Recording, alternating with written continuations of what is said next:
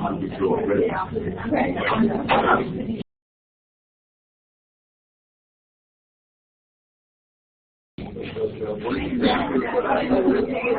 morning. This is the February 6th meeting. And the first thing I'm going to do is show a short video. So I'm going to show you how to get there if you're watching remotely.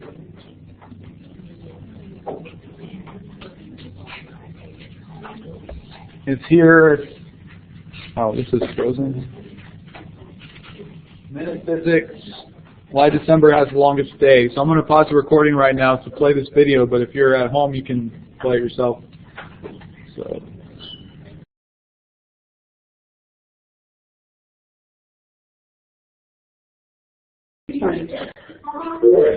Hey, perfect timing. Dr. Kep's group just joined. Let me make him a moderator. Okay, so the first thing we're going to do today is watch or participate in another one of the Dan Myers lessons. So if you're watching online, if you want to get to this video, it's the Incredible Shrinking Dollar lesson. So that's what we're going to watch first. So I'm going to get out of this now and play the video that I downloaded earlier. And I would assume. Okay. Can you hear us up there? Yes, we can hear you. Can you hear us? Yes, I can hear you. I'm going to turn off my talk button now.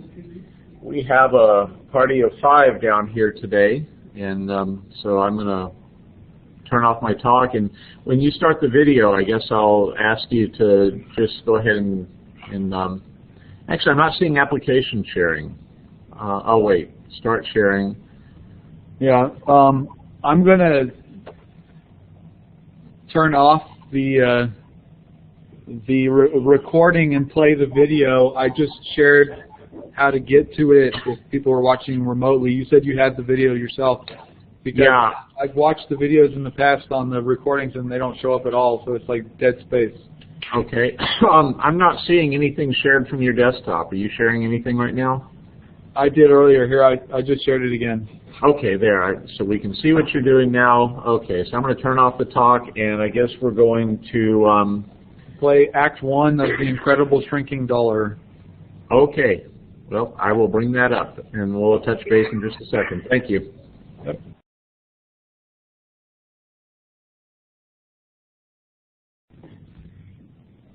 Okay, so we just watched the Act 1 video from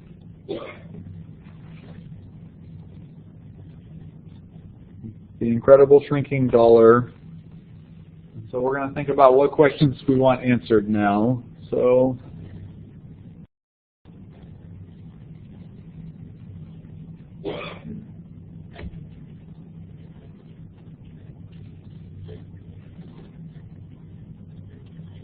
and Dr. Kep's group and Marfa, you can chime in anytime you want. So let me recalibrate this really quick.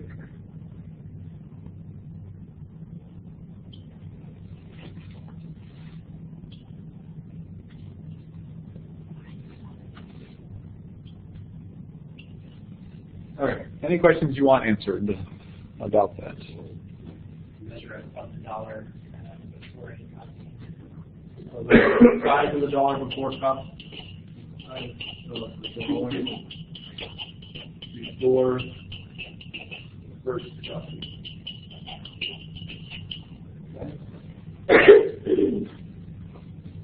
Anything else?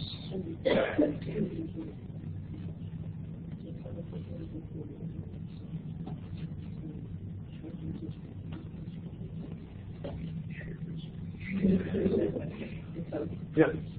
How many copies does it take to get down to her?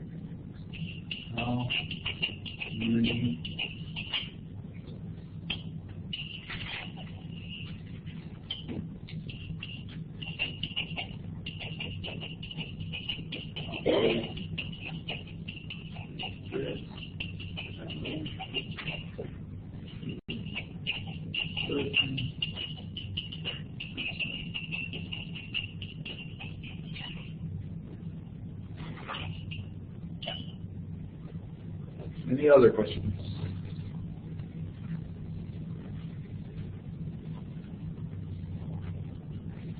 Are you shrinking it by area percentage, or is it doing it by dimensions?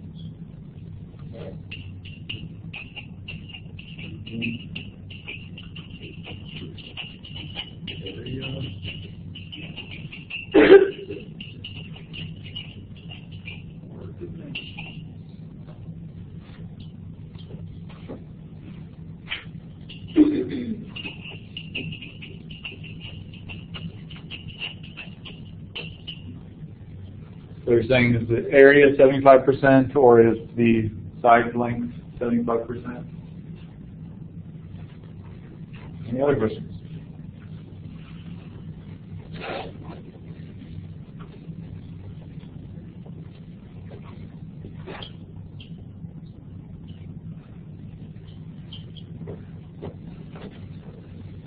Let me see if they're joined back. Don't see any. What about Placement,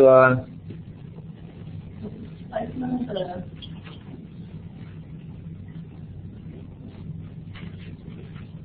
trying to think about, depending on the, when he places the paper, the copy, does it matter where it's at on the glass? I don't think it does. well, I don't quite change where it's at on the copy paper. It's not rotating on the Master.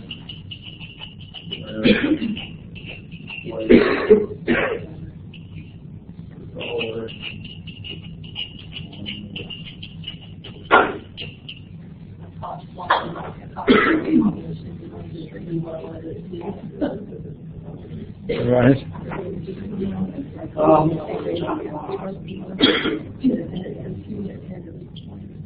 What about specific? So yeah. How does shrinking it distort the image? What does shrinking it distort the image?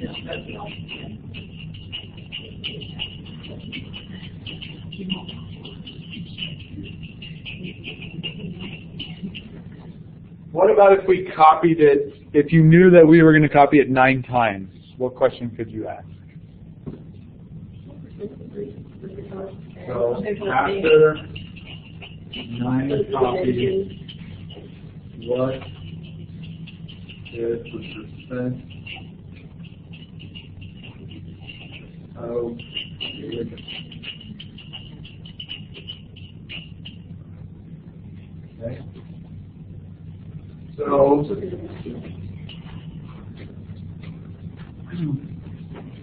what about how many copies do you think it would take to become invisible?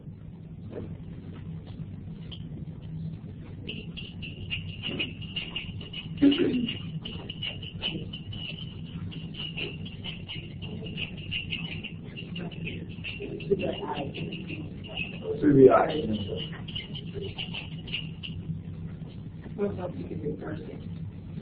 So, what do you mean? So if you copy it 9 times, what do you mean? Okay, so once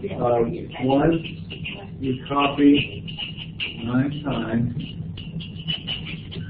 what do you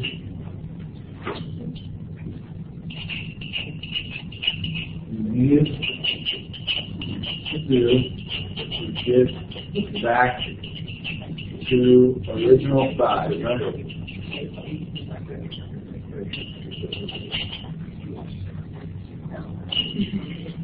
Okay, so let's think about in your tables some of these questions. So how about you answer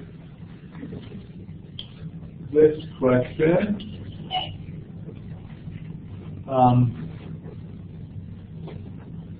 So this question we could answer together. What do you think? Is it shrinking the area of the dollar or the dimensional? Well, it's shrinking the dimension, but the 75%, is that applied towards the dimensions or the area? So what do you think? Let's make a consensus so that we can all work on the same thing. How many people think that when you press 75% on a copy machine that it's shrinking the side lengths by 75% or it's taking the area and shrinking it by 75%? So area, side length. Okay, so our general consensus is side length, right? So dimension. I believe that's what it is. Someone can look it up if you want. Each can be diagonal. Shrinking the diagonal? It could be. It's possible. Okay, so answer. So you can think about this question. You can work on dimensions if you want, or you can look it up and try and figure it out. Figure out this question, this question. So answer those 5 questions. All right. The second one, if you want to just use dimensional shrinking, you're welcome to. Or does Dr. Kep, did the Marfa people have any different questions? I guess I didn't.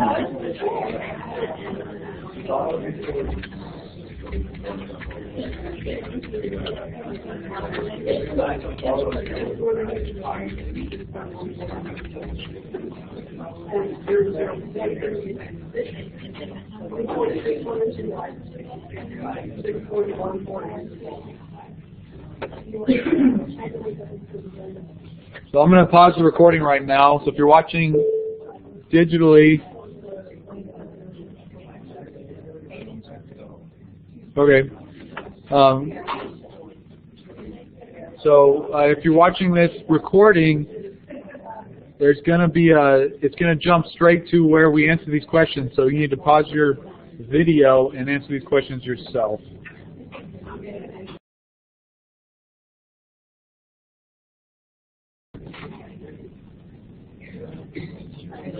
If you're watching this recording, we're working on this for 10 minutes at this point, so you can time yourself for 10 minutes.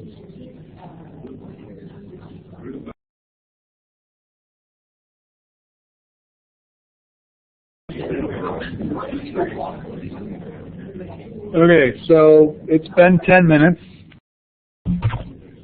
How many of these questions do we have? So first of all, what's the size of a dollar before the first copy? 2.611. Why? They don't have something different than that. I did millimeters. We went to 156 millimeters last week. Or I'm sorry, that's From what they have, yeah, I guess. So what is it, 66? 66 millimeters, 156. All right. And if you look at the information that they provide in the 3X, 156 by 66 is what they use because it's easier to. You don't get to a huge decimal or small and big decimal numbers right away. Okay, so we know the size of a dollar to begin with, right? So the next question was,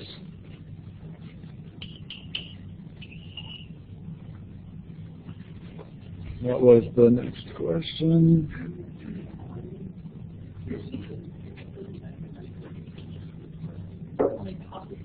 Well, first of all, did anyone answer, is it shrinking by area percentage or dimensions? Did anyone look that up? Or did everyone just go with the dimensions? Okay, so we're sticking with dimensions. It was suggested that possibly the diagonal, too, was shrinking by 75%. Which is still dimensional, I guess.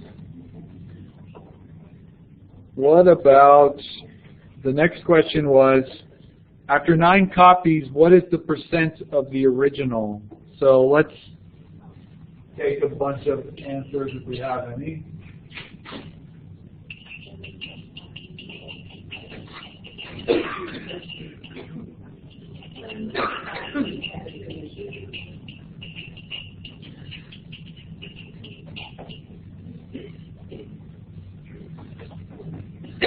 So, what?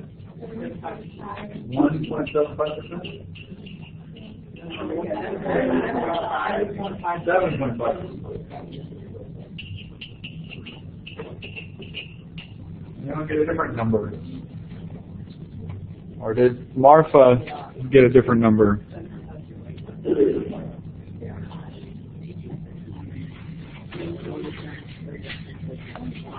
That's rounded.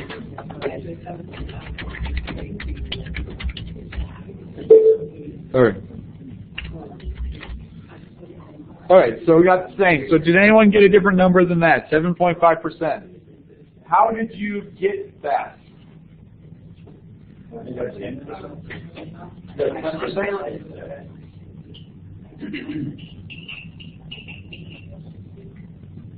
Anyone want to volunteer, possibly the Marfa group, on how you got to 7.5% or 10%? We got the 2% by doing 0.75 to the 8th power to reduce it. That's a geometric progression. So you did 0.75 to the 8th power. That was, we'd already reduced it once, so we only did it 8 times instead of 9. Okay, so you're calculating the percent of the original copy, not the percent of the original dollar size? Right. So if you did the percent of the original copy, then what about the percent of the original dollar?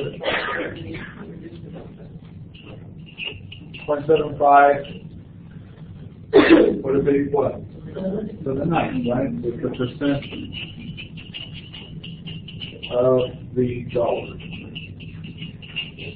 Right, so if you wanted, I guess, to calculate how much the first copy was shrunk by, you only did 8 more copies.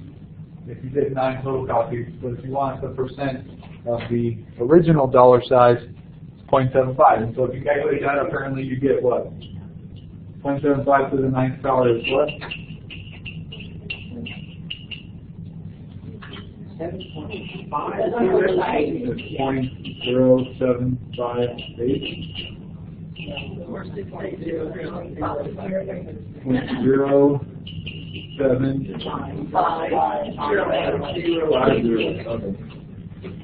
All right, and so you round it to 2 decimal places, and that's where you got 7.5%. All right. So what was the last question? Let's let Marfa answer first. The last question was, sorry, not the last. The second to last question: how many copies to become invisible to the eye? Hey, we did some research because we didn't know what was the smallest image that could be resolved by the human eye. But we've got a computer here, so we asked the Google. And the Google tells us that it's about 1/10 of a millimeter. Was that right? Okay, so anything less than about 1/10 of a millimeter you can't actually resolve. And then if you let me share an image with you, because we had all of us kind of playing around with this, and I did what I often do. I brought up a spreadsheet, and this is a useful thing to do with when you've got a formula like this for kind of numerical exploration. So you can share. You have moderator privileges. I gave them to you, so you should be able to share. If I stop that sharing, and then I share my desktop, then this one you put the number of copies that you've done, and then a formula here that's is 66, the original width of the dollar, times 0.75 to the number of copies, and then do the same thing here with the length. And then you just go down and empirically calculate with a T-chart. And the debate then is around, well, can somebody, so we were looking at which of these numbers is important. So I know y'all were having some discussion about what we could actually resolve with our eyes. So by the time we get to 22 or 23, can you still see it? 22 you can see, yes. It's more than 100. Okay, so this. Okay, so they're telling me that this number is more than 1/10 of a millimeter, and so you could still detect it. And now, maybe here, but certainly by the time you get down here, you're running into what the internet told us was the diffraction limit on the human eye, which is about 4/100ths of a millimeter. But then somebody had a good question about that. So, is this one still visible after 24 steps? Yes, because the eye, you know, maybe some people they can see it, some other people not. Because, you've got this image that if you think of it, it's kind of like a thin filament. It's thinner than the resolving power of your eye, but it's still longer. And so if you imagine like a spider web floating through the air, would it catch enough light that you could detect it at all? But certainly it would be very hard to see. So the consensus here seemed to be that after 22 or 23 copies, you've gotten to where one of the dimensions is too small for your eye to detect, or 23 or 24 copies. And so we believe it would be invisible at this point, based on our research on the internet and the physics limitations on the human eye at visible wavelengths of light. We had quite an active thing going on here about that. It would have been a fist fight if it weren't for the Google. A fist fight on the size of the dollar? Oh, the visibility. Yeah, the issue of how, who's got the best eyes, and can you actually see what are the smallest things you can see? And so we let the almighty Google give us the answer, and that kept the peace. All right. And now I've got to unshare this. Well, you can just take command, right? So stop sharing up here. I can stop that. I guess I can. Yeah, I can. Okay. But you did it first, so okay. Great. Did anyone here get a different answer? How many copies? So they said 22 to 23 copies. All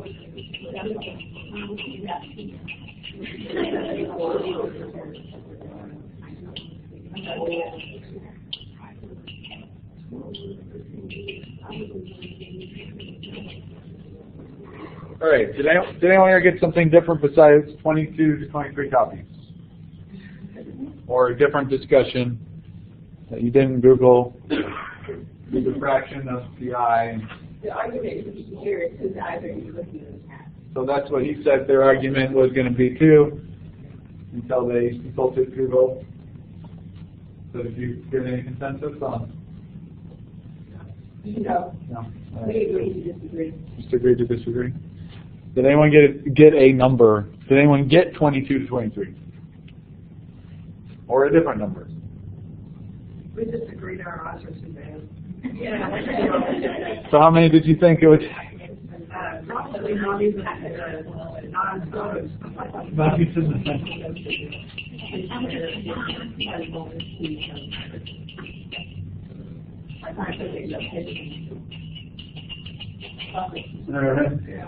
So your eyes are so bad when you take 9 photos.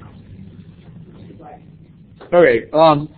So that was the fourth question. So what about another more?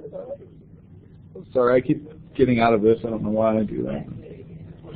Let me make sure I'm still recording, right? Yeah. Okay. The last question. Once you copy it 9 times, what do you need to get back to the original dollar size?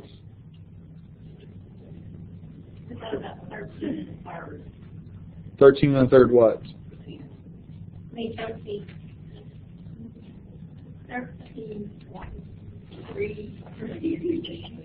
Well, I mean, 130,000. You're not doing 13. So what is it? 100 and Yeah. 133%.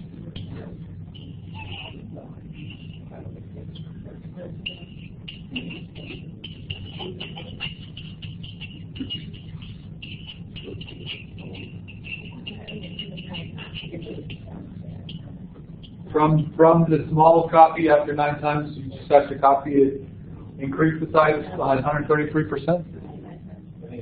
Or is that per each copy you're talking about? So anyone get, what's anyone get a different number? Well, at first we thought it was 1.25, 75%, 25%, you know, make it bigger, and we did it, and it didn't get back to 100, so we were kind of confused, and then we realized that instead of doing 3/4, it was 4/3. So it was thought that if you increased it by 125%, that you would get back from the 75% reduction, but then you did it as a fraction and realized you turned the 3/4 into a 4/3, and that's where you get the 133%. But what about after you've done 9 copies, what do you have to do to get back to the original size? How much? 310%. We didn't look at it that way. We looked at it as one thing back up here. What is the max copy rule on? So then we base it off of this. So you said the max, the copier, will enlarge is approximately 150%. So then what did you have to do to get back to the original? So at 150%,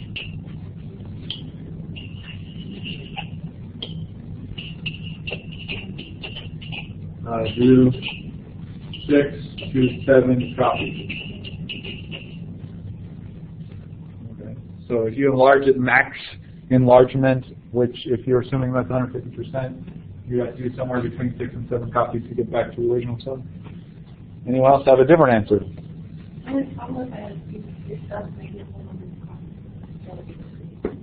Right. So you could do 6 maybe, and then figure out what you have left.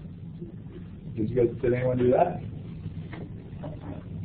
That's if you restricted yourself, saying the copy machine can only do 150% enlargement. I don't know what the restriction is on the copy machine. All right. Did anyone else get a different answer? So we have, it was calculated that you needed 133% to go from the 75% reduction back to the original. If you do 1 copy, you need to enlarge it by 310% if you did 9 copies and you only wanted 1 to get back to the original. And how did you get that?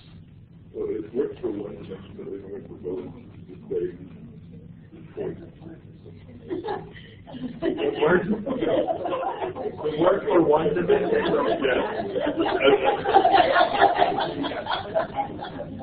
So how does it work for 1? 0.496 times that. So you did what? Point what? 0.496 was the dimension at the 9th shrinkage. Equals 15 points. I think you were using millimeters, so I think it's 156. So you looked at the table. So you calculated the side length. Yeah, because we use centimeters instead of millimeters, so that's for everything else. So you did like what, 0.0496? Or? Yeah. I guess millimeters. So yeah. So you ended up with one of the sides. The longest length after 9 copies was 0.0496 centimeters. Well, that'd be pretty bigger.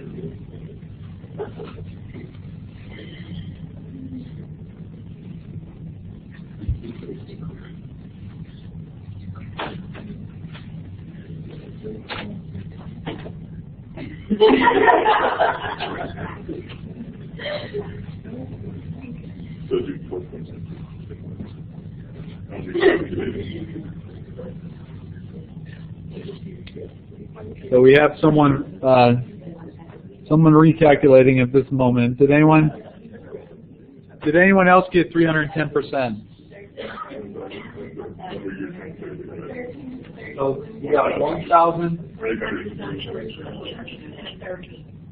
in the third. How did you get to that? Same label with the right number. Okay. How did you do it the right way with the right number?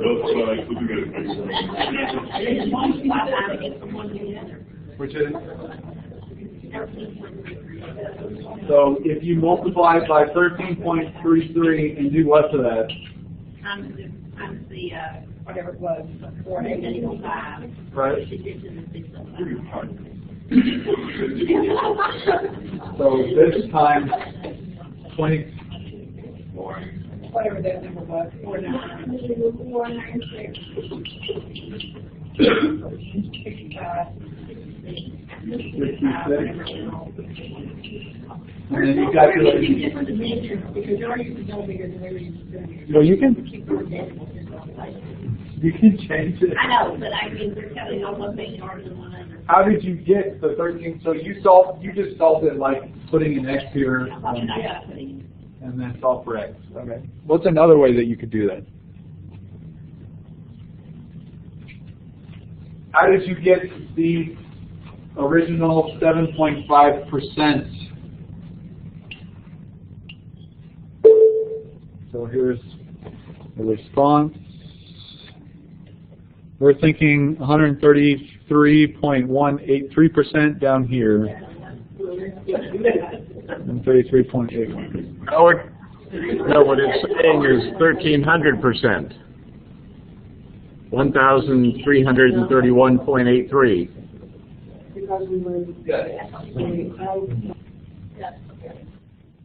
And how did you guys get to the 1,331.8? So over here they solved an algebra equation, a linear equation, right? Did you do it a different way?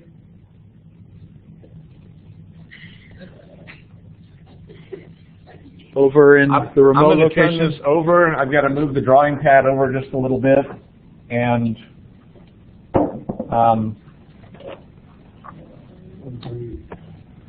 but this go out of my hands. So here's a pen. Let me see. I've got to, let's see, start sharing. We'll share my desktop, and then I got to click OK, and I just have to figure out how to make this thing show up.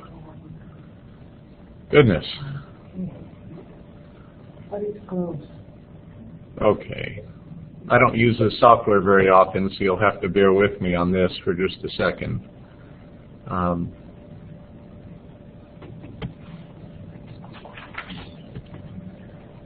New flip chart. There. Okay, I started by trying the 100%. Where is that? It, Do I no. need to click? Let's see. No, let me see. I'm sorry. Okay, we need a pen, which is that icon. That should work now. I was playing with percentages. That was the original. And then I divided by the 0.075, which was the 9th copy. And I got 1,333. And then I was thinking on dimensions, so I said 156 divided by 1171, which is the length of the bill, and I got 13.32 times the 156 is 13 times, which in percentage is 1,332. And I think that's more like a rounding issue here. I tried the same with the length. I started from 66 and then divided by 496. And I also got 13.32 times, which is, this is a percentage, 1,332%. That is one, I guess, one way. I hope it is. Sign your work. Okay. This is a... Don't blame me. Very good. Can you introduce yourself to everybody? My name is Pedro I'm Gutierrez. gonna put a banquet steak. So that was Mr. Gutierrez here, and that's his signature. Now let me see if I can get back to where we were. Oh, and Well, I can just stop sharing here. okay. I was going to say, Or did you have more, Dad? no, I think just this is who we're talking about. Put a name and a face together. Oh, let me. I think we've got our, there we go. So I really do have people here. I'm not just loafing and changing my voice or anything. It's not a vacation down in the Davis Mountains. There. Okay, so how did you calculate to get down to 7.5%?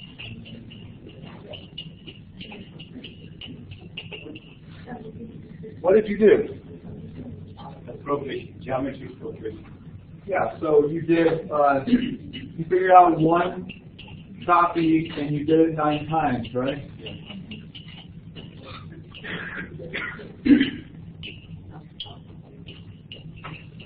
So how can you use the same thing to go back up? Negative. But it's not 1.25, 1.33. How many times? 9 times. Now, of course, if you're talking about 4/3, what are you actually doing when you put 1.33? You're rounding a lot already, right? So if you want to be more accurate, you might want to do 1.333. Since you're doing 9 times,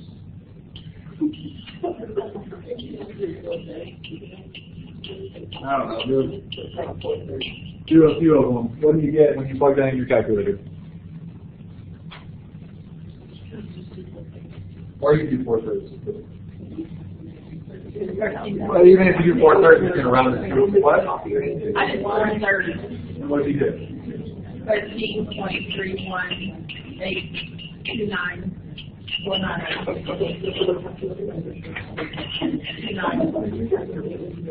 So this is the percent they got down in marker, right? Because this is 1,331.8%. So you could do the process backwards. You could solve a linear equation, like you did. You could do divisions, like they did in markup, or you could just reverse the same process. So we're going to watch the last video on this side. So for the remote location and for if you're watching at home, we're going back to the Incredible Shrinking Dollar. We're going to look at the 3rd act. So I'm going to stop the recording and stop sharing temporarily so that we can watch the 3rd act.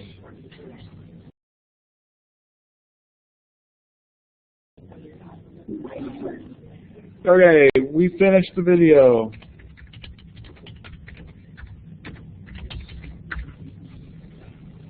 As did we. Okay, great. So, does anyone see any similarities between this and another 3-act video that we already did? Which one? the sunglasses, it's really the same problem, right? When we looked at the tinting, the 50% tint on top of the 50% tint, they're both exponential problems, right? And someone just joined us, Rolando Gloria. Is that someone in here? No? From Presidio?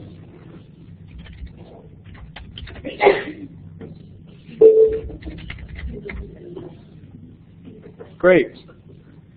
Okay, so you can introduce different exponential problems in a bunch of different ways, and here's two of them with videos and some real-life applications that you could actually introduce them. So I think it's fun because you've got the video and the visuals going on.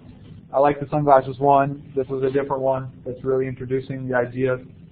This introduced the idea of percent and exponentials together, right? So you could work it either way that you're teaching at that moment. You don't have to talk about exponentials at all. You could just say, do this percent and not say that it's to the 9th power if you don't want to. But okay, so we're going to move back to our fostering algebraic thinking stuff. So when we're doing the first activity, did everyone bring their student work with them? If anyone thinks they have a good example of maybe a typical student work, a interesting student work, or a one that you don't understand, so I can make a couple pictures so that, because we're going to go through our student work after lunch, so I can project them onto the board for the remote people. So when we're doing this activity, if you think you have a good one for the remote people, can you bring it up and I'll take a picture of it? Because otherwise, the remote people might not have that, and then you can share the work. Hopefully there's no names on any of your papers. Fake names, or fake names, I guess, as long as they're very fake. Okay, so just to think about that when we're doing this next activity. So the activity we're going to do is called the staircase problem. So I'm going to pull up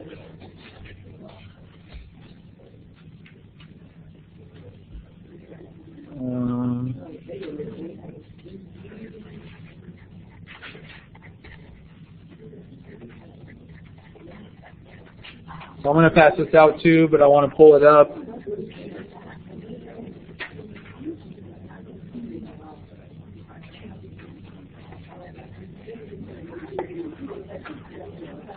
So the first activity we're going to do is called the staircase problem. So if you can get into groups of 3 or 4, so if you're by yourself, I guess it's a group.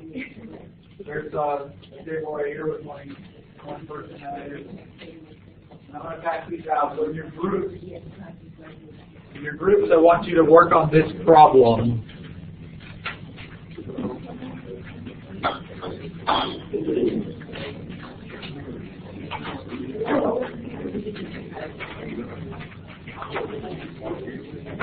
I'll give you 20 minutes. We'll start a timer and we'll play.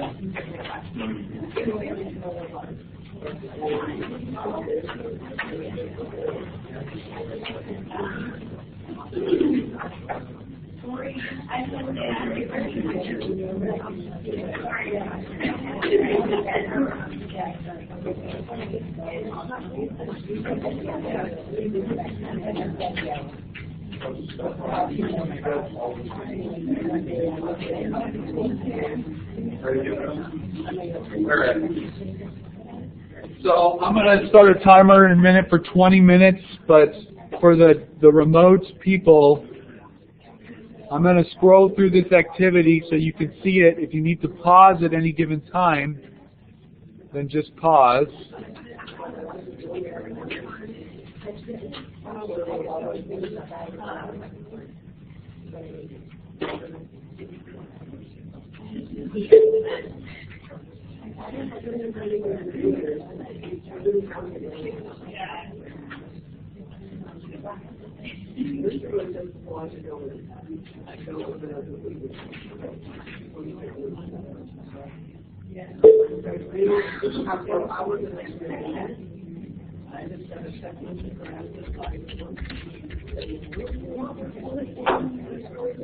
So I'm going to go back to here.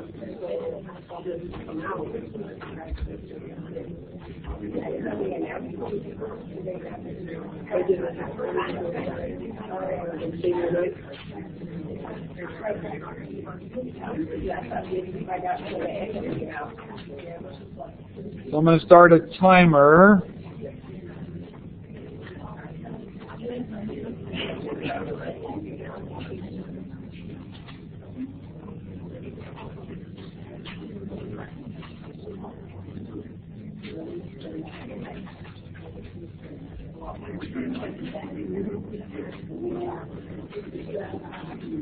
So I'm gonna project the question, but for the remote people, I'm gonna pause the recording. So once again, it's gonna jump down towards the end of the timer if you're watching this at home, so you can pause the recording yourself.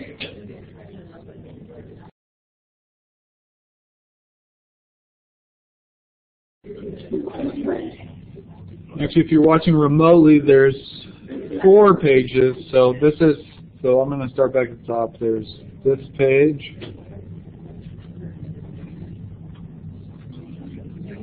This page.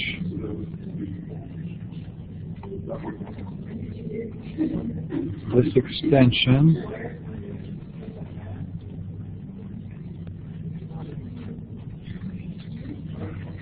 And this.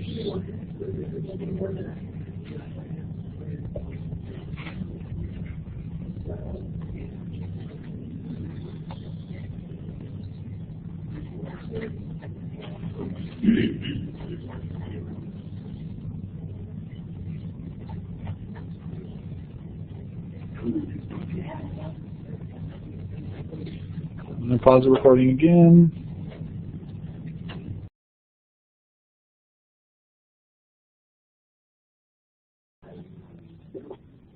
If you're watching this remotely, 20 minutes wasn't enough for us, so I added 8 more minutes. So if you want to give yourself a little more than 20 minutes, you're welcome to.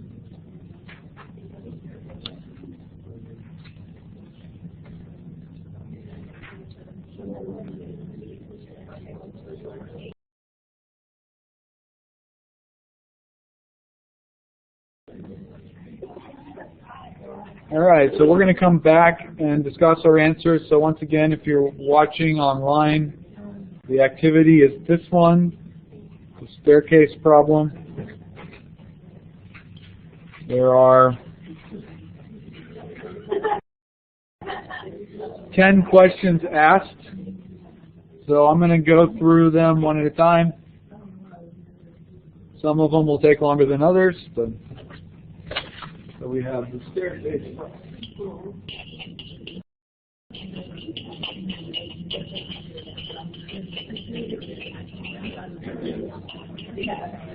So the first question, which has 3 parts, right?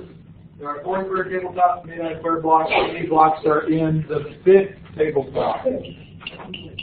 So I guess I'll just ask for answers here, and then remote group, I'm going to let you answer the second question first. So if you want to think about that. So what did you say? 25. The 10th tabletop. And the 15th tabletop. All right. So for the second question, let's let the remote group 225. Oh.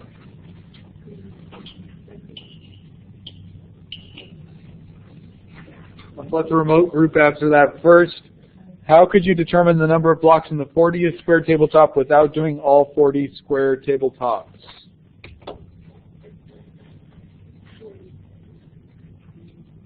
Or hopefully they can hear me.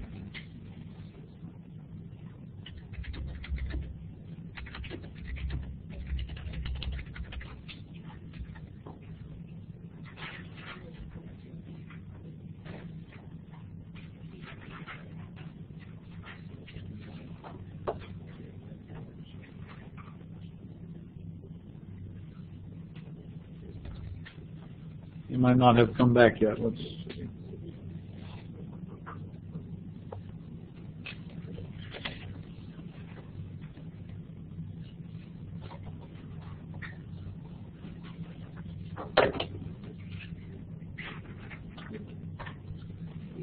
Let me text Dr. Kelly.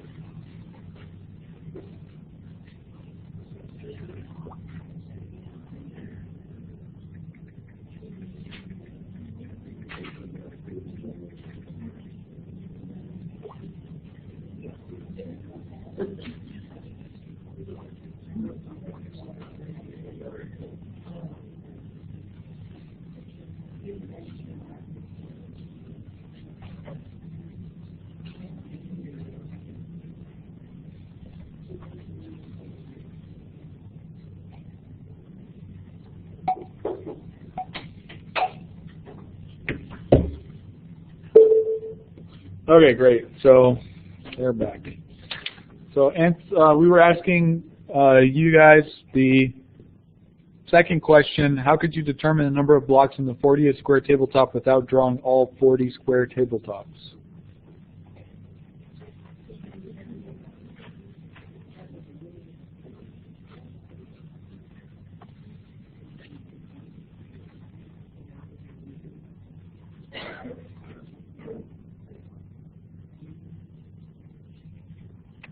No, I don't know.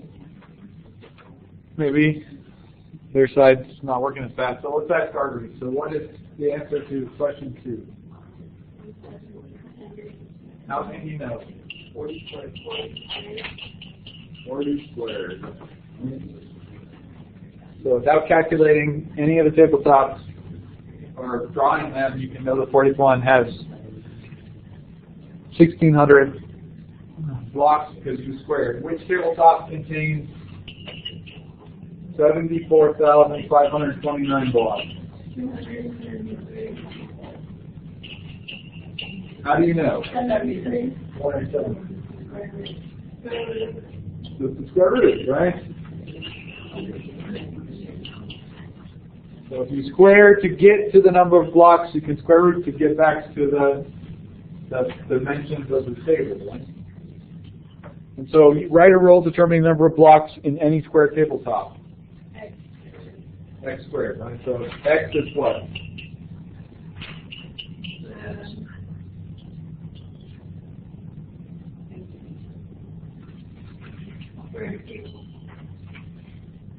So if X squared is the rule to find any tabletop, X has to have a meaning, which is what? The length, or the number of blocks on the side. I guess 85. So X squared is the number of blocks.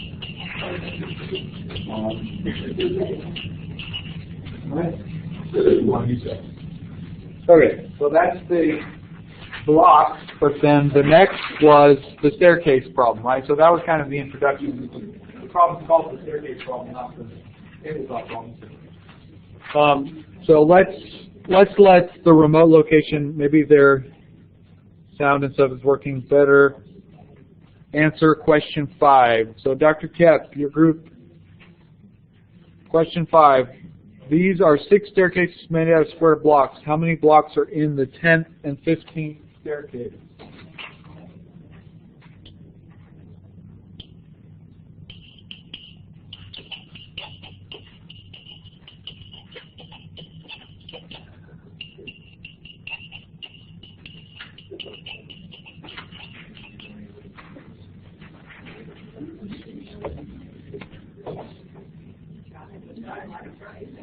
Let me see. Does it sound? It seems to be working.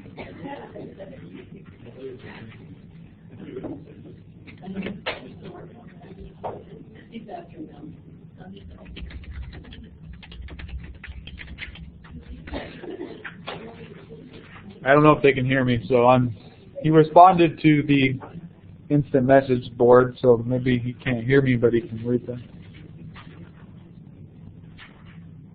It's possible their connection's bogged down too.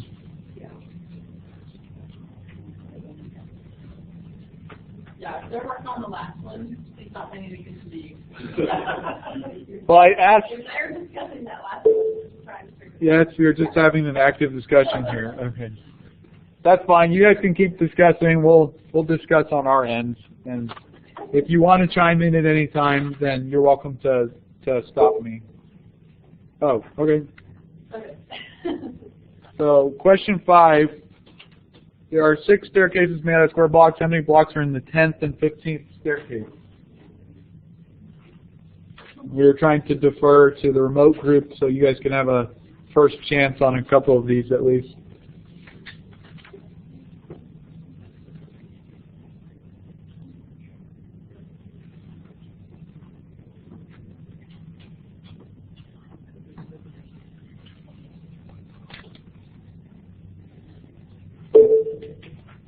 Oh, okay. 10th is 55.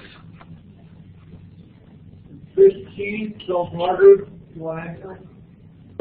Or there?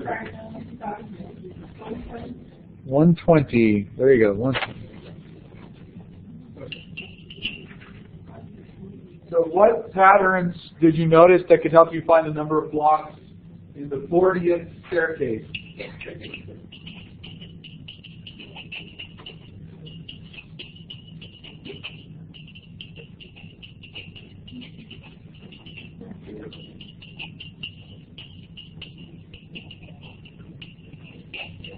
Does anyone notice any patterns that would help you find the number of blocks in the 40th staircase?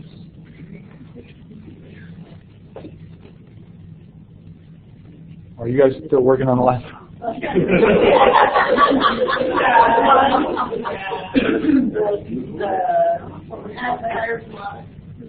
Stage or the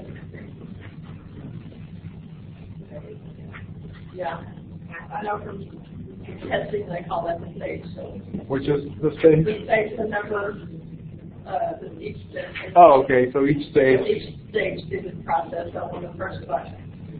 So on this 40th stage or staircase, so it would be the staircase really. So it's the staircase comes from the staircase plus 1 divided by 2. So if you're talking about the nth staircase, it would be what? N times n plus 1 divided by 2. Because what are you really doing? So someone on that side said, Taro put the data into lists, did a quadratic curve regression fit to get the formula. And so what did your formula look like? What did Taro's formula look like when he did the quadratic? Because it's probably the same formula, but it might look a little different. 1/2 x squared. Which, you know, if you factor out the 1/2, this is really the same thing as x times x plus 1 over 2. If you do some factoring, right? So it's really the same thing. And same as what you just wrote. Okay. So there's 2 different approaches, right? You could do a quadratic regression, realize that this is happening as a quadratic function, and you could find out the formula that way. Now this formula fits for non-integers as well to that curve, but technically we're only really worried about integers. So a lot of times, if you do integers, you use like the letter n instead of x to signify you only use integers instead of x could be any real number. It's just a convention sometimes. But it's the same thing, right? Okay. So what patterns did you notice, though? These are just the formulas, right?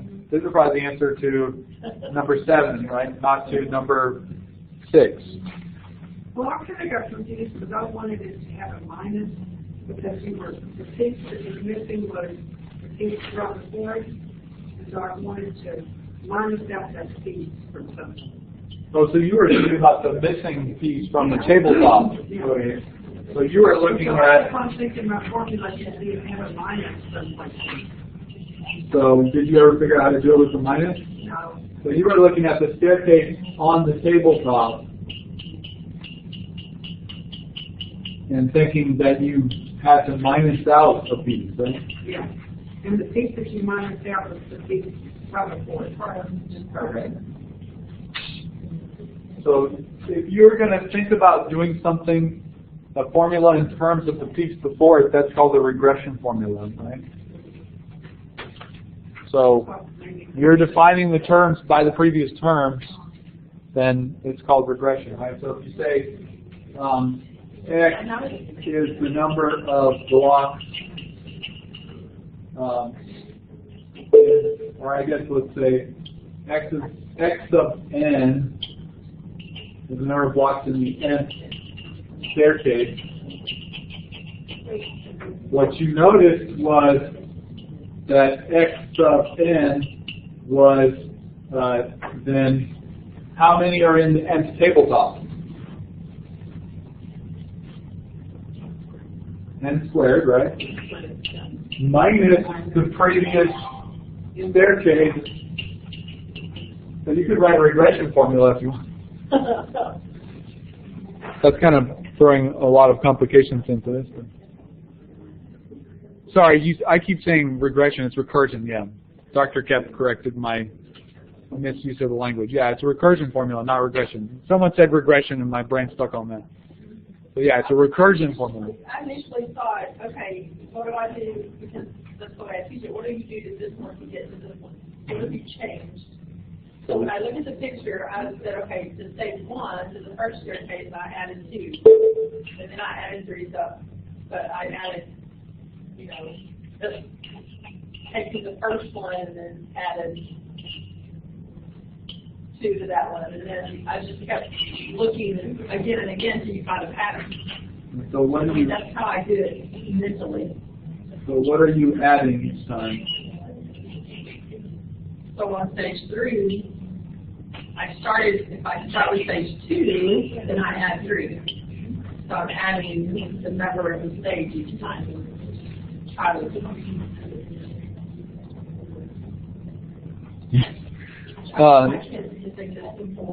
So yeah, there's a pattern here, right? Goes from the first stage to the second stage, you add 2. The number of the stage. That goes from the second stage to the third stage, you add 3. The number for the stage that you're at, right?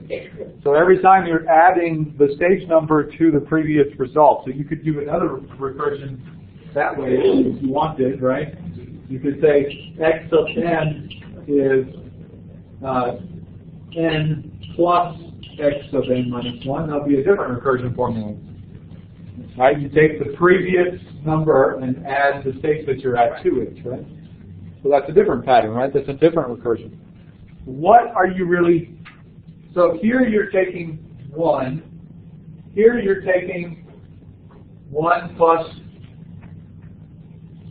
2, here you're taking 1 plus 2 plus, so the nth stage, what are you actually doing? You're adding up the first n numbers, exactly. So in fact, X sub n is 1 plus 2 plus n minus 1 plus n, which if you know Gauss's formula, that's exactly what you came up with. Right? How do you add up the first n numbers? N times n plus 1 over 2. Right. So that's a different way to think about that problem, right? Okay. So any other contributions to the original staircase problem? If you take those 2 formulas you just had up there, so if you can scroll it down just a little bit, and you look at your second recursion, which is the additive recursion, and you solve it for X sub n minus 1, and plug that back into this one that tied into the tabletops, then what you get is a formula that involves only X sub n, the unknown number you're trying to find, and n. And you wind up getting the formula out of that. So you can get rid of that recursion in top by essentially substituting the recursion in the bottom. And there's a great book written by one of the people I went to grad school with, Jennifer Quinn, and Art Benjamin, who's got videos all over the place. He's kind of known as the mathemagician. So if you look up Art Benjamin, his videos are very entertaining. But they wrote a book called The Art of Combinatorial Proof. And it's just a whole book of complicated identities that are proved in exactly this way. Take something and count it in 2 different ways, and you can come up with a formula for it. That's what he was talking about, right? So you could take those two recursion formulas, combine them together with substitution, and get the formula that we got using quadratic or whatever other way you found. And I showed them something down here. I brought some manipulatives with me anticipating this, and it went over pretty well. So I'd like to throw on the video and just share this real quick. Sure. Let me stop sharing here. And so there, I can see me. Hi. So here's figure number 4, just for example. And you see the figure number is the 4 across the bottom. It's also the 4 up here. Oh, he's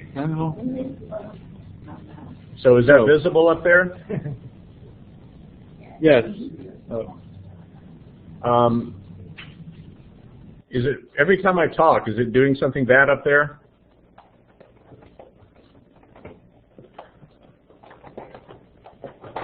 Oh, now I see me twice. That's really cool. Feeding into my narcissism. Okay, so you have the figure number 4, which appears here. That's your n, and also across the bottom. So I can take that figure and I can make a second copy of it. So I have 2 times x sub 4 here, using your notation, or 2 times x sub n. If I put these together as a rectangle, I get a rectangle that is n, the original figure number on the bottom, my 4, and it's that same n plus 1 more. So what that tells me is that n times n plus 1 is equal to 2 times xn. And so if I take that equation and divide through by 2, I get xn equals n times n plus 1, that whole quantity over 2. So that's the way we do it in the elementary ed math course. We don't know about things like regression. A similar thing comes up if you take figure number 4 and say figure number 3, that idea of going back to the square numbers. Then I also noticed that I took 4 cubes off in order to turn figure 4 into figure 3. And so what I get is that n squared is equal to x sub n plus x sub n minus 1. But x sub n minus 1 can be replaced by xn minus n. And so a couple of different ways to think about it, just using either color tiles or this, which is the interlocking cubes. Anyway, that went over okay down here, so I figured I would share it with you all up there. And over and out. That's really cool. Thank you for sharing that. Hopefully that shows up in the video so that people can watch that too. I shared the Blackboard Collaborate with the video, so hopefully it shows up. I don't know how that works. But. All right, so we don't really understand how this technology works.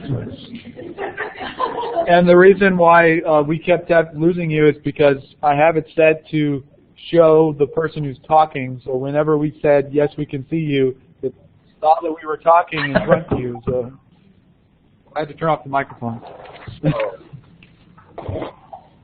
That's okay, cool. So number 8, let me share that question again with the remote people, just in case they don't want to have to go back. The remote, actually also thinking in terms of people watching. So the remote people, this is the question we're looking at, is question 8. So if you want to think about this question, that's what our discussion's about at this point. All right, so question 8. Here are 4 towers. How many blocks would be in the 10th tower? Y'all worked hard on that. If you want to come over and share that, I'm happy to let you take the board and the camera or the microphone. We don't have to use the camera a whole lot, but you're more than welcome to present an explanation of that to them. You know what? Manually. Okay, so let me get a photograph of that. Okay, so he's going to show us, I guess, in that. Does anyone want to answer on this side? How many blocks are in the 10th tower? 150. One what? And the 100th tower?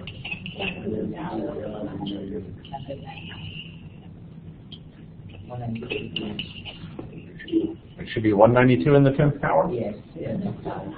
182?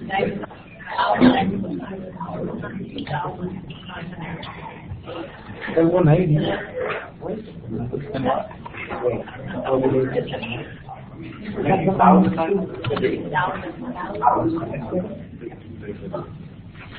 All right. What about? So, does your group want to share anything on this, Dr. Kep? Because we heard you. I think your microphone was on, so we heard you were gathering. Oh. Sounded like you were gathering information from your group. So. Oh yeah, I didn't realize the microphone was still on. Sorry about that. And now I'm giving you, what is it, what's the term my daughter uses for what I'm doing to you right now, the Cloverfield effect? Whatever that movie was. I just wanted to show you what's happening up here with the manipulatives. Can y'all raise that up in these two towers and that one?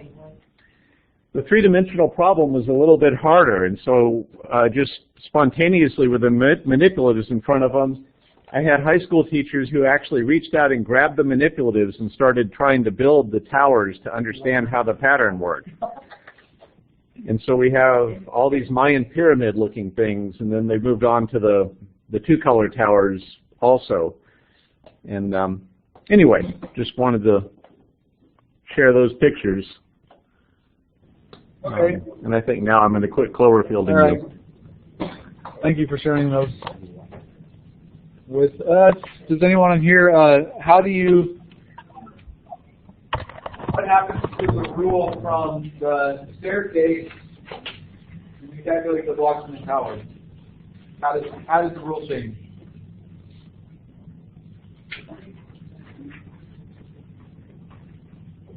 Or what is your rule then for the towers?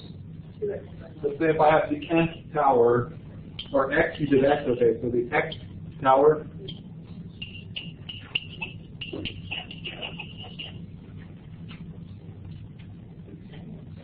How many blocks does it have? Y equals 2x squared minus x.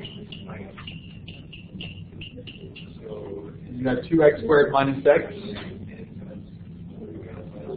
So if you're going to do nth tower, which is what, 2 n times.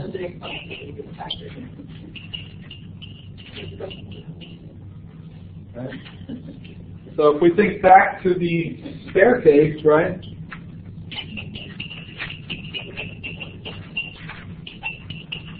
We had n times n plus 1 over 2. So what happens, what's the change from the staircase to the tower? Or how are they related to each other?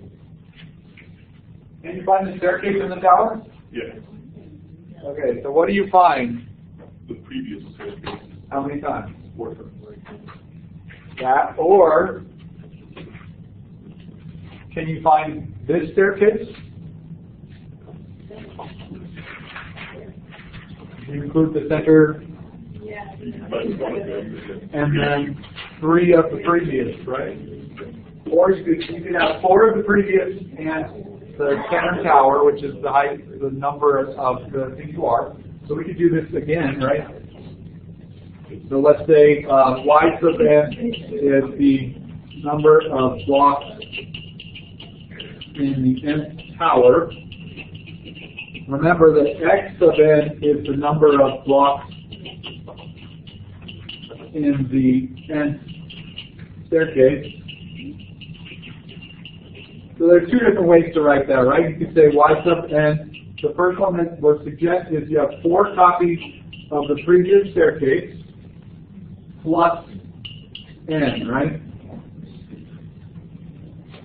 And you could plug in your formula here, because what's the n minus first staircase? How many blocks are in it?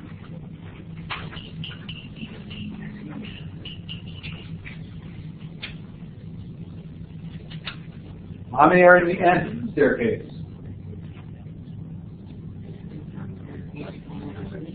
So if you replace n with n minus 1, what do you get? N minus 1 times n, or n times n minus 1 over 2. Which if you calculate that out, the 4 and the 2 cancel, right? So you have 2 times n minus 1 plus n, which you can factor out n, right? And you're left with 2 times n minus 1 plus 1, which is 2n minus 1, right? So you could move from the staircase to the tower, or you could calculate the formula for the tower using the staircase, right? Because you can see the staircases in the tower. If you think you're trying to find the staircase in the tower, you can find them, right? You have the 4 previous staircases in the center. Or, the other way, you can find the staircase itself plus 3 copies of the previous staircase, right? And so you write the formula in.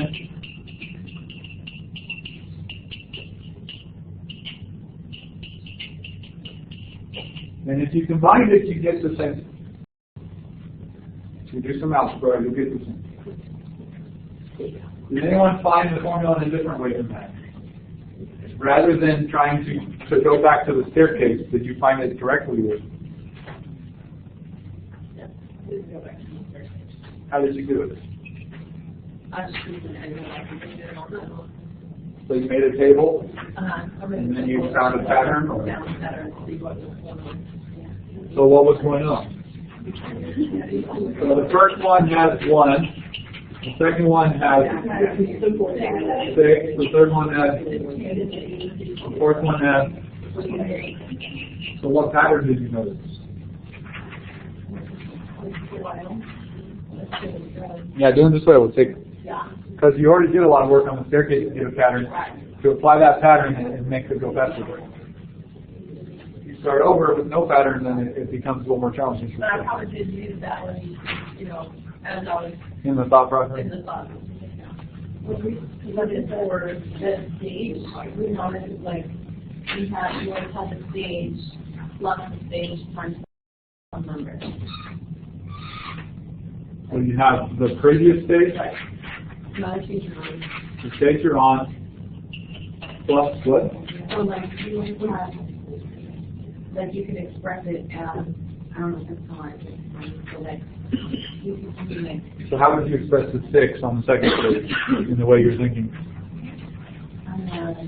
okay, so we would have the 2 plus 3 times 2. What about the third one? 3 plus 3 times 4. And the fourth one? 4 plus 4 times 2. So every time you're taking the next even number, so you're taking n plus n times, and I guess in our case, so this is the first even number, second even number, third, so it's the n minus the first even number. So that's what you did. Which if you factor this out, you get n times 2n plus minus 1 as well. Multiply this out, it's 2n minus 2, you get a 1 that's contributed here, so it's the same formula. So that's another way to do it, right? So you notice that you have the stage you're on, the second, plus the stage you're on times, starting at 2, the first even number, then the second even number, the third even number. How do you calculate that? Well, it's the n minus first even number, because on the second you have the first even number, so you have to subtract 1 from the stage you're on to get that even number. Right? So there's a lot of ways to do these problems, to find patterns. But these are built on each other, right? Because you have the tables, you can get those to the staircase from the table, get to the tower from the staircase. So what about the last question, which everyone was working so intently on?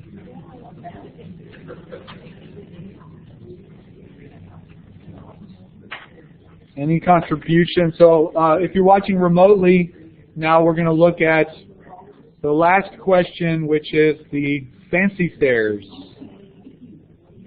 They're fancy because they're two different colors, I suppose. So,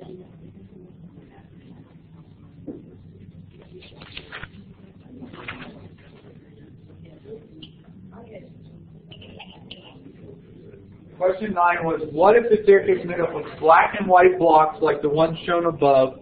How many of the black blocks would be in the 10th staircase?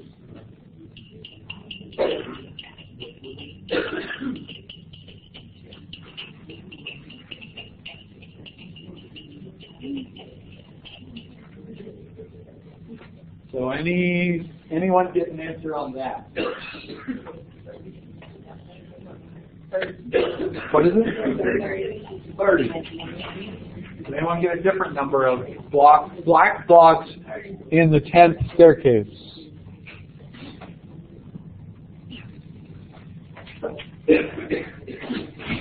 Okay, so I guess everyone got 30. So the 10th question is, what happened to your rule from the staircase to count the number of black blocks? So let's think about, did you come up with the rule first of all? Did anyone get a rule for the number of black blocks? What is it? Well, I had to break it by odd and even.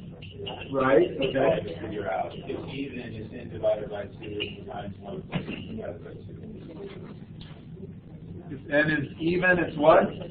N divided by 2 times 1 plus n divided by 2 times 1 n divided by 2 times the sum 1 plus n divided by 2. Oh, this? Yes, okay.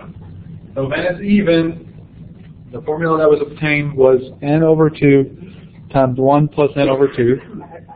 What about if n is odd? I had to get a little fancy, I guess. When it was odd, I did integer division, so no remainder division, n divided by 2, and then add 1. Here? Yes. And then it's that quantity squared. But it's not decimal division, it's no remainder division. So this is, what do you mean? This is not dividing by 2 itself? This is, Like in computer science. so this is the truncation of dividing by 2? Okay, so the floor function, which a lot of times you write like this. So you truncate, you cut off everything after the integers. You cut off all the decimal parts. So you call the floor function or no remainder division, I guess. Well, computer science is just Yeah. it's integer division. Okay, so one thing that was recognized was you have to break this up into 2 pieces, the evens and the odds. It's a very important pattern to realize, and that happens all the time in math. If you can't break it up, it's called parity, actually. Or n minus 1 over 2. Right, so are you talking about the odds, the n minus 1 divided by 2?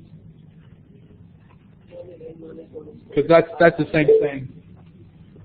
This is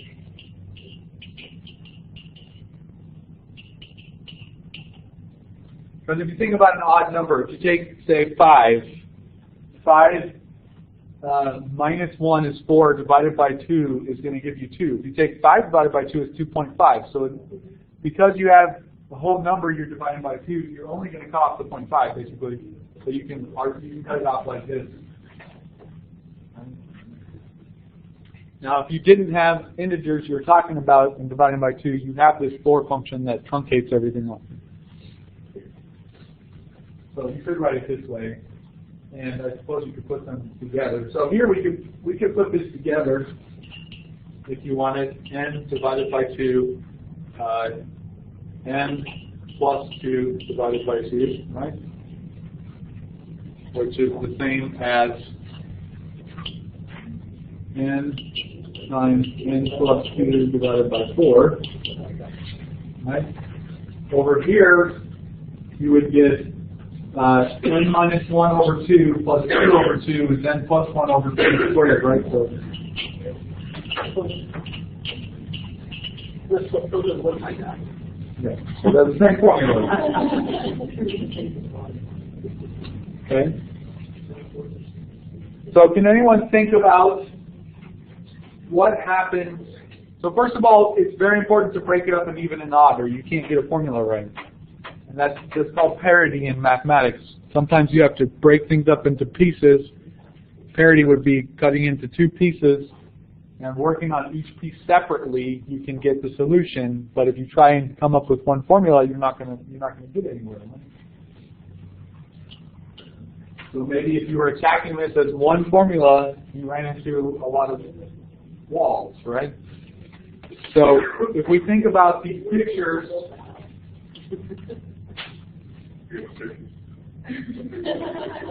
so the evens was the first one that was written. So if you break it into the evens,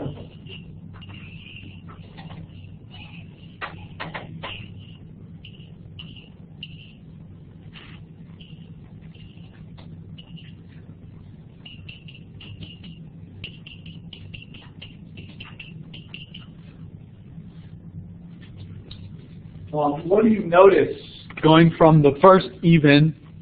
The first even is 2 times 1. That's the first even. The second even is 2 times 2. It's 2 times the number of evens you're at is going to give you the number, right? So the third even would be 6. That's 2 times 3, right? It's the third even. So then the place value for the evens is here. The first even, second even. What did you do to the blacks to go from the first even to the second even? The black blocks. How many did you add? 4, right? You took 2 black blocks, you added 4 black blocks. What do you notice about those numbers?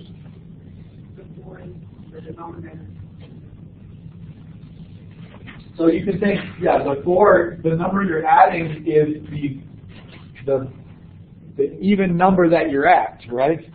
Not the place of even number, so it's not the second even number, you're not adding 2, but it's 4 is the second even number, you're adding 4, right? And if you notice, on the 6th one, you're adding what? If you look at the picture, on the 6th staircase, which is the third even number, you're adding 6, right? So if you break up by the even, so if you say the number of black blocks in the 2nth staircase, because that would be the nth even number. 2 times n is the nth even number. The 5th even number is 10. 2 times 5, right? What are you doing? You're taking the previous, basically where you, so if you're taking the stairs, you're adding up the sum of the numbers from 1 to n on the nth staircase. What are you doing here? So on the first staircase, you're taking the first even number. The second staircase, you're adding the first 2 even numbers. The third staircase, you're adding the first 3 even numbers, right? 2 plus 4 plus 6. So on the nth even staircase, you're adding up the first n even numbers. Does that make sense? So it's 2 plus 4 plus 6 plus all the way up to 2n, right? What can you do to each of those numbers? You factor out a 2. What are you left with? You take 2 out of 2, you get. You take 2 out of 4, you get. You take 2 out of 6, you get. You take 2 out of 2n, you get. What is that? The sum of the first n numbers, exactly. So it's 2 times n plus 1 over 2, which is n times n plus 1. Okay. Now remember, n is the number of even numbers you're at, not the stage. So if you're talking about the stage, that the stage divided by 2 is the number of even numbers you're at times the stage divided by 2 plus 1, which was the formula we were given, right? X is the stage you're at, not the number of even numbers you're at. This is the formula. But if you simplify it to the place of even number you're at, the formula becomes very similar to the staircase problem. It's twice the staircase problem.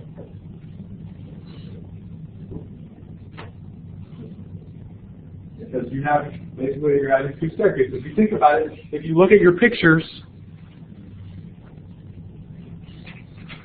on the 6th staircase, you have, if you just look at the bottom left black blocks and you move them together, you would have a staircase of size 3. The top half of the black blocks, you move them together, you'd have a staircase of size 3. You really have twice the 3rd staircase in the 6th, of black blocks in the 6th staircase of the fancy stairs, right? And you can do something similar for the odds as well. And as was stated, you have to get a little trickier with the odds, but it's not really that much.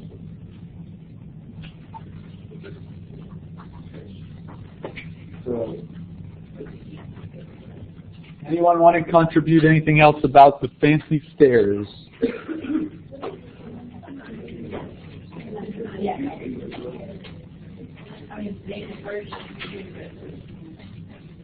Any other contributions about the fancy stairs? So this is a good problem because you can cut it to however short. You can make this problem shorter by cutting off the back page, right? Or cutting off just the last fancy stair problem. Or, you know, you probably want to get to the staircase before you really get to anything that's actually happening. And if you want to teach someone squares, then you could just do the first page, the tabletop. That's probably what they do in elementary school when you teach someone a square number. But you can build up from the tabletops to the staircases, to the towers, to the fancy stairs, right? Patterns are extremely important in algebraic thinking. Extremely important.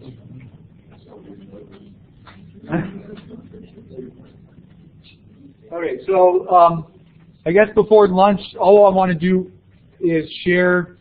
So first of all, we're going to look at your student work right after lunch. Okay, so if you brought it with you, bring it in after lunch. I'm going to pull some up. I have some people sharing some copies of theirs. I'm going to pull them up for the remote people. But we're going to spread them out around the room and look at the algebraic thinking in your student work. But another thing I want to show you again is the web page that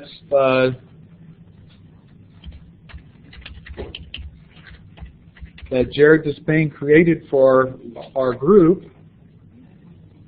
Let me make sure I'm there. So it's WT, or West Texas, WTMathEd.org. So you can remember it that way. West Texas, abbreviated WTMathEd.org. This is our website. So there are training videos that he's going to keep uploading here that we're going to want you to watch right now. Before the next session, which the next session is March 18th, I want you to watch the introduction video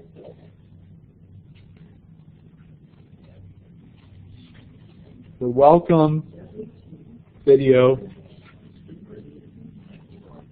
Yeah, so it's for the next meeting is Saturday after the last weekend of spring break. I think it's the 19th, sorry, you're right.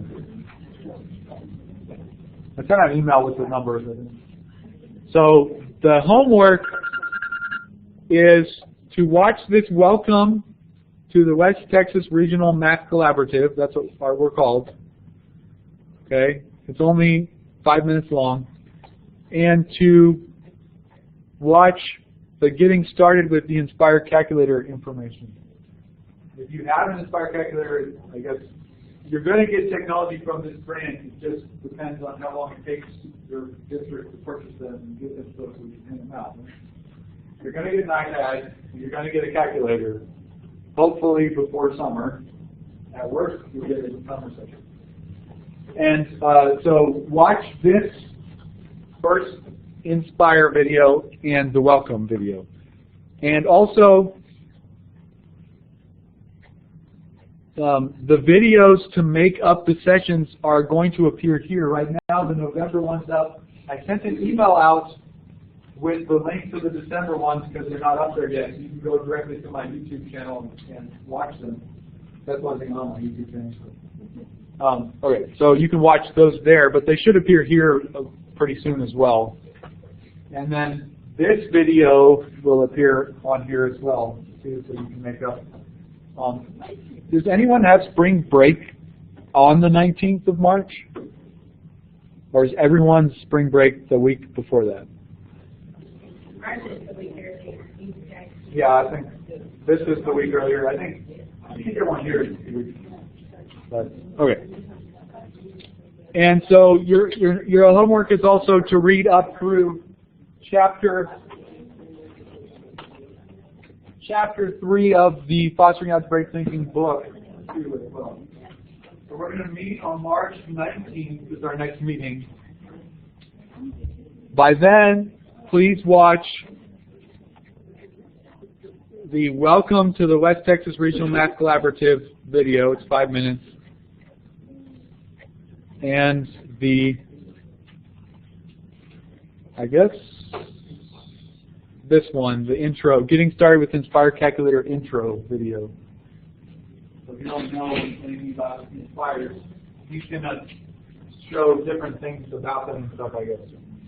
And he's going to start posting other videos too, like GeoGebra, things about the iPad. And in the intro, he tells you stuff that he's going to post. So we're going to want you to watch these along the way as they become available. Yeah, and it works better if you have the equipment. That's why I'm not expecting you to watch the ones where you're actually doing something. Some people have them. Yeah, so it depends. There's 3 different groups that have to order them separately.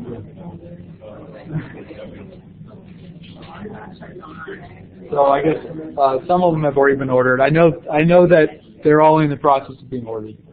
Okay, so we're going to go to lunch right now.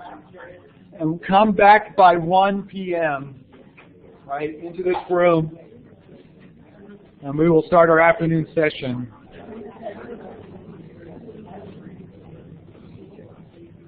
And if you're watching online, please post to our Facebook page.